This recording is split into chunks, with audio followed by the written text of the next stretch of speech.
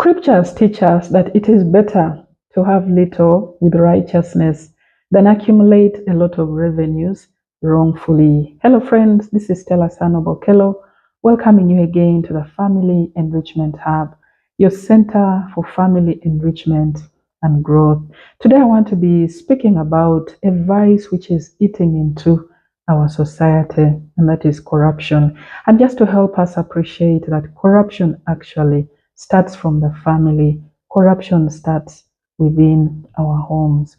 The recently released Corruption Perception Index, which is done by the global corruption watchdog Transparency International, had this to say, and the head remarked and said that corruption will continue to thrive within our societies unless the justice systems can punish wrongdoing and keep governments under check. So, what is corruption? Corruption relates to abuse of entrusted power. Corruption speaks to advantaging yourself as an individual while disadvantaging the rest of the society. Corruption speaks to misappropriation of resources for the public that have been entrusted to you. Allow me to just share a few things that we need to pay attention to when it comes to the household level. And for those of us who have been within the country, we've been watching and following events that have been unfolding within our society with regard to this vice. And while I appreciate what the government is doing with regard to addressing the issue of corruption, I honestly believe that the bigger work goes back to the family. The more sustainable way and approach to manage corruption is to tackle it from the family level, because at the family level, that is where leadership is produced from. Allow me to share a few things that we need to pay attention to within our families that could, if not addressed, actually turn into acts of corruption within our societies. And the first one is that look at the way our children behave while we are within the family.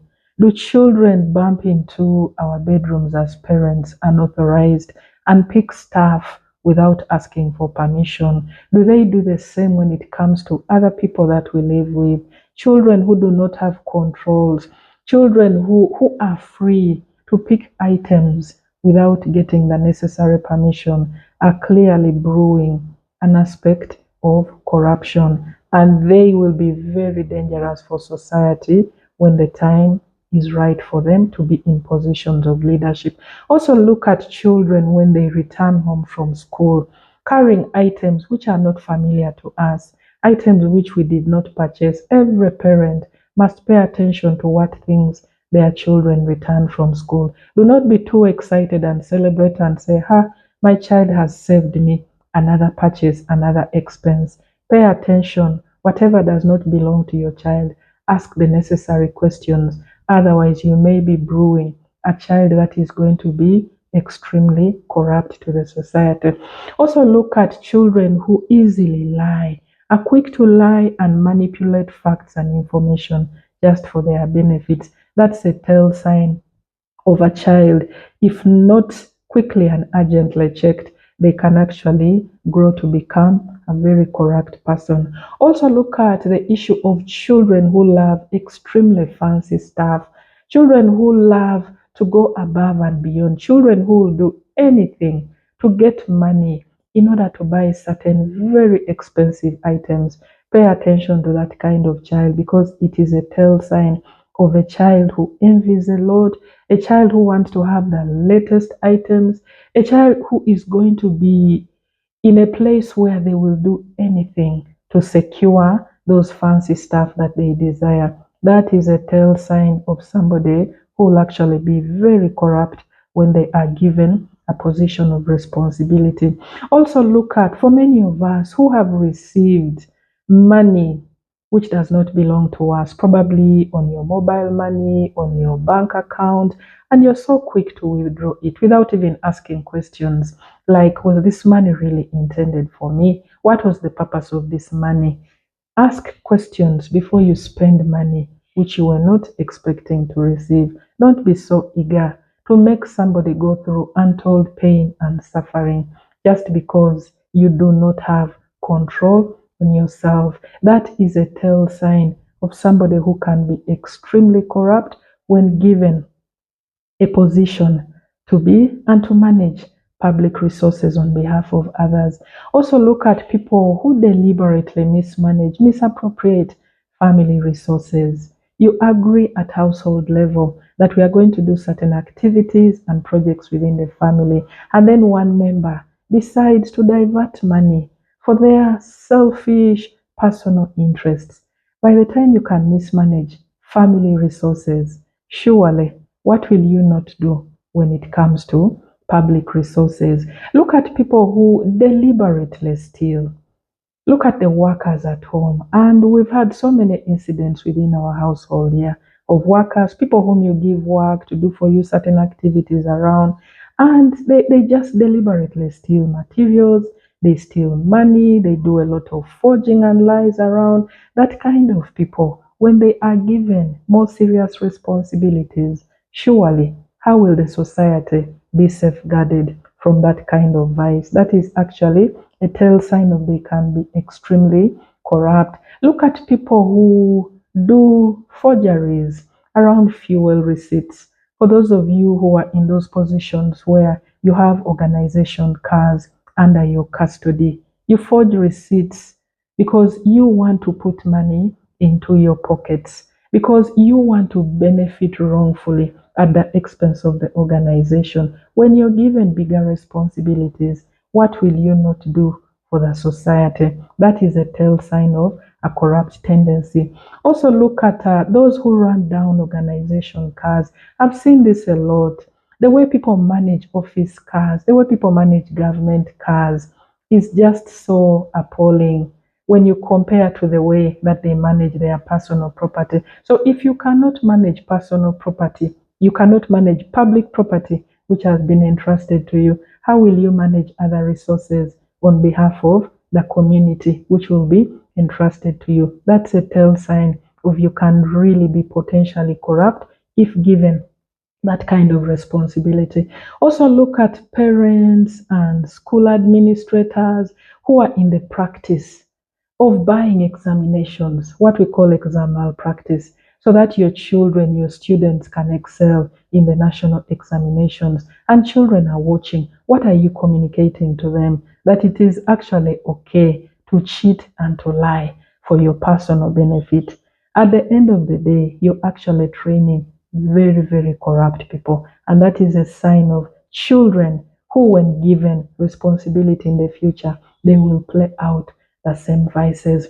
Also, look at people who do not pay their domestic servants. You use people at home and you want to postpone payments. You are not eager, you're not excited to return the benefit and the pay which people have diligently worked for. That's a clear sign of when you're given bigger responsibilities to manage public resources, you will be crafty, you will be fraudulent, you will be very, very corrupt. And also people who are so reluctant to pay their debts. You collect debts in so many different places and you drag your feet to pay these debts. It's a clear sign of if given responsibility in bigger public offices, you'll actually misappropriate people's monies. Also, look at the issue of forging accountabilities for those who are engaged in social activities. I've seen this a lot in the different circles where people win contracts to do certain activities, for example, skilling the vulnerable groups, and instead of going out to actually do the trainings and empowerments to these vulnerable groups, people simply forge accountability, they forge signatures, and at the end of the day, they send their accountability to their donors, to their partners whom they are working with, that they've indeed delivered the work when they've actually not delivered. That is a tendency of corruption, which is totally unacceptable. Allow me to volunteer some solutions which can help us within our households. The Bible teaches us that godliness with contentment is great gain. Let's learn to be content. Let's teach our children to be content with what they have. When you learn to be content with what you have, you'll desist from the habit of desiring what belongs to other people. Let's also pray for our children as parents, as guardians, and caretakers.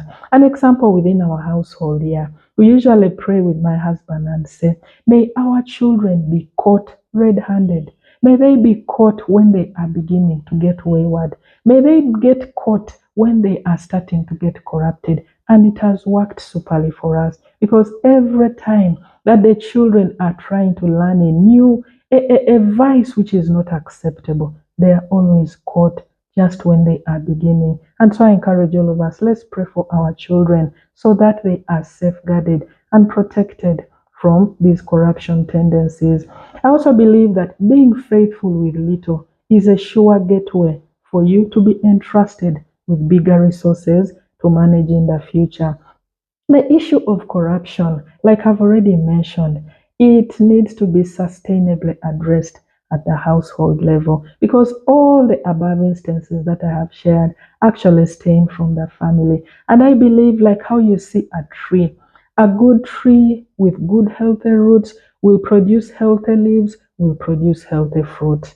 The root within our society is our families. What kind of family do you come from? What kind of families, what kind of virtues are we transferring to our children? Because these are the virtues that our children are going to take to the marketplace, that they are going to take to society. And so I believe we need to do our work as parents at family level. And in that way, we shall be able to give to society beautiful trees. We shall be able to give to society children who are going to add value and not destroy the society. Friends, I want to conclude with this. The Bible tells us in the book of Proverbs, chapter 20, verse 7, that the righteous man who walks in his integrity, blessed are his children after him. That is my desire, that as parents, as families, we shall leave a wonderful legacy, a legacy that will live on way beyond us, a legacy that will live on through our children in the good and the virtue that they will take to the society. This is how we shall address the vice of corruption within our society. Thank you, friends, for listening in. Kindly share widely, for I believe this is how we shall change our society through the family. God bless you. Bye.